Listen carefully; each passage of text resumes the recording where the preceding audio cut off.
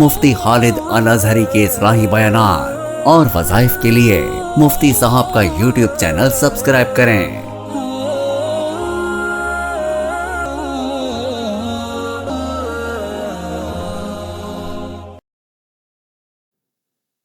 نحمده ونصلي ونسلم على رسوله الكريم اما بعد فاعوذ باللہ من الشیطان الرجیم بسم اللہ الرحمن الرحیم۔ معزز ناظرین کرام، السلام علیکم ورحمۃ اللہ وبرکاتہ۔ ہمیں اللہ کا شکر ادا کرنا چاہیے کہ اللہ نے ہمیں دین اسلام نصیب کیا۔ یہ دین اسلام کوئی معمولی دین نہیں، یہ اللہ کی رضا والا دین ہے کہ اللہ تبارک و تعالیٰ نے اس دین کے بارے میں فرمایا کہ میں نے اس دین کو مکمل کر دیا، اور اپنی رضا کے ساتھ فرمایا میں نے تم پہ اپنی رضا بھی تمام کر دی۔ تو اس لیے اس پہ اللہ تبارک و تعالیٰ کا ہمیں ہر وقت شکر گزار رہنا چاہیے۔ زندگی کا کون سا ایسا مسئلہ ہے جس کی رہنمائی ہمارا دین نہیں کرتا؟ تجارت کے بارے میں میرے پیارے آقا صلی اللہ علیہ وسلم نے ارشاد فرمایا التاجر الصدوق الامین مع النبیین والصدیقین، کہ سچا اور ایماندار تاجر کل قیامت کے دن انبیاء اور صدیقین کے ساتھ ہوگا۔ یہ کوئی معمولی مرتبہ نہیں، تاجر کو یہ مرتبہ اس کی ایمانداری پہ مل رہا ہے، اور اس کی مثالیں موجود ہیں۔ سیدنا عبد الرحمن ابن عوف رضی اللہ تعالی عنہ جلیل القدر صحابی ہیں، اور کبار صحابہ کرام رضوان اللہ تعالی علیہم اجمعین میں ان کا شمار ہوتا ہے۔ یہ پیشے کے اعتبار سے تاجر تھے، اور ان کا ذکر ہم عشرہ مبشرہ میں بھی سنتے ہیں۔ وہ صحابہ کرام جن کے بارے میں نبی کریم صلی اللہ علیہ وسلم نے فردن فردن نام لے کے ارشاد فرمایا کہ یہ جنتی ہیں، ان میں سے ایک عبد الرحمن ابن عوف بھی ہیں، اور یہ ایک بہت بڑے تاجر تھے۔ تاجر بھی ایسے نہیں تھے کہ ان کے مقابلے کا کوئی تاجر ہوتا۔ موجودہ دور میں یہ سمجھ لیں کہ یہ سب کچھ خریدنے کی طاقت رکھتے تھے، آج کے دور کی ہر چیز وہ خرید سکتے تھے۔ بہت بڑے تاجر تھے، اور ان کے مال تجارت کا اندازہ لگانا ممکن نہیں تھا۔ کامیاب ترین تاجر تھے، لیکن انہوں نے اپنی تجارت کے چند اصول رکھے تھے۔ ان کے اصول 4 اصول تھے جس کے مطابق وہ تجارت کیا کرتے تھے، اور اللہ تبارک و تعالیٰ نے انہیں اتنی برکت دی۔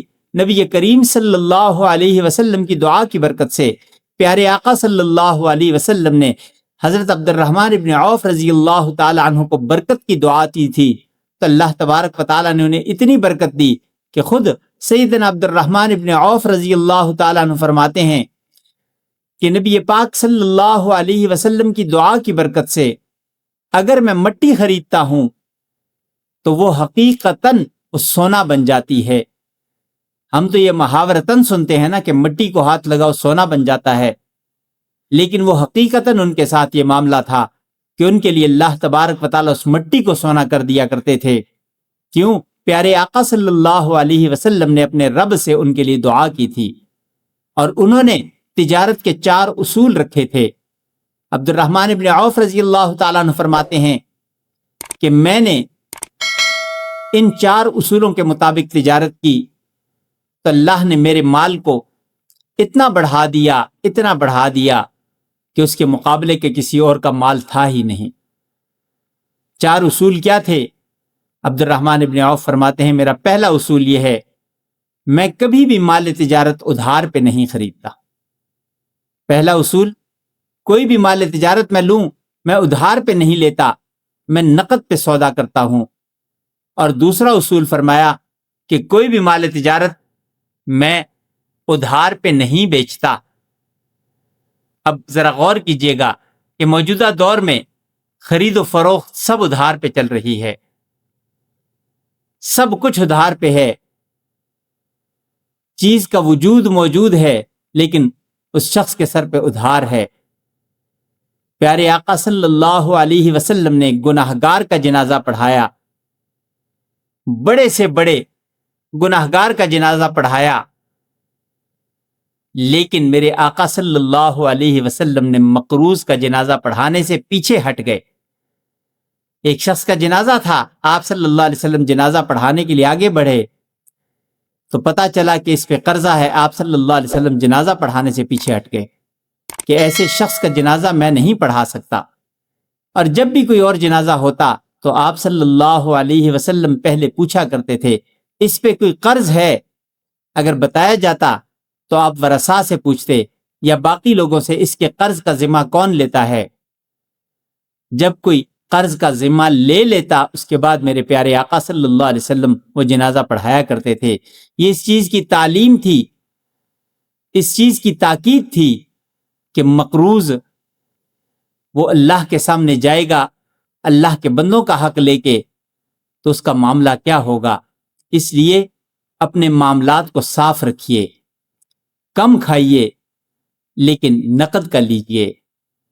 ادھار لے کے، ادھار کے دکھلاوے سے،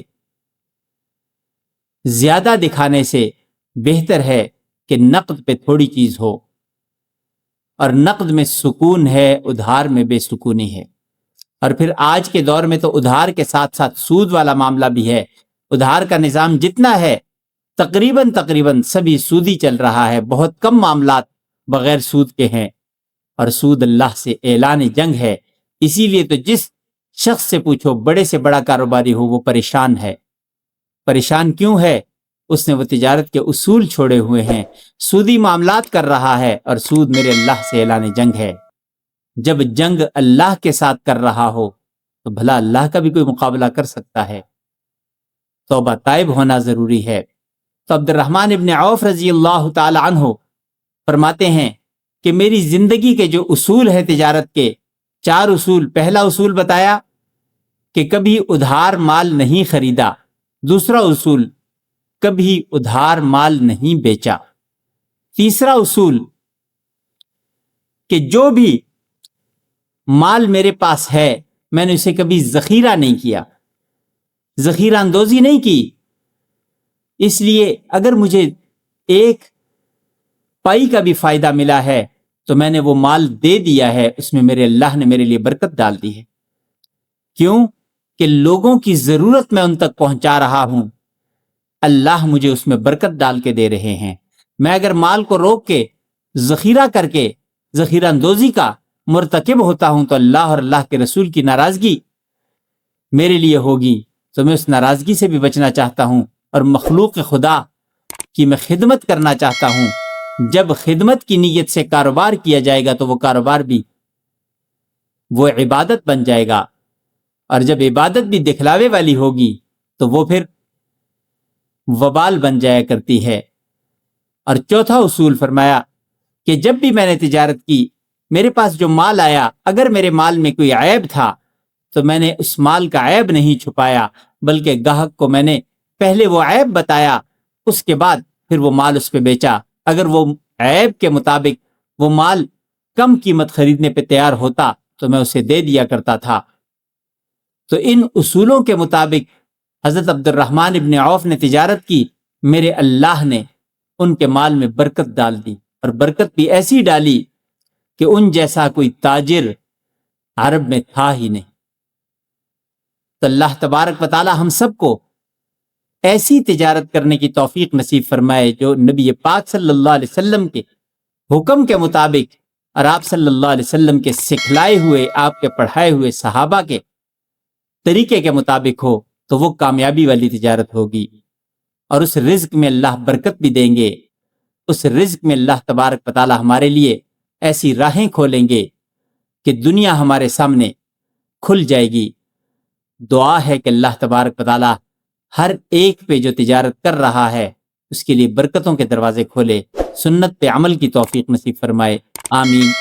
زندگی باقی، ملاقات باقی، وآخر دعوانا ان الحمدللہ رب العالمین۔ مفتی خالد صاحب سے مزید رہنمائی، وظائف اور اسلامی مسائل کے حل کے لیے ہمارے چینل کو سبسکرائب کریں، بیل آئیکن دبائیں اور دین کی روشنی اپنے دلوں میں جگائیں۔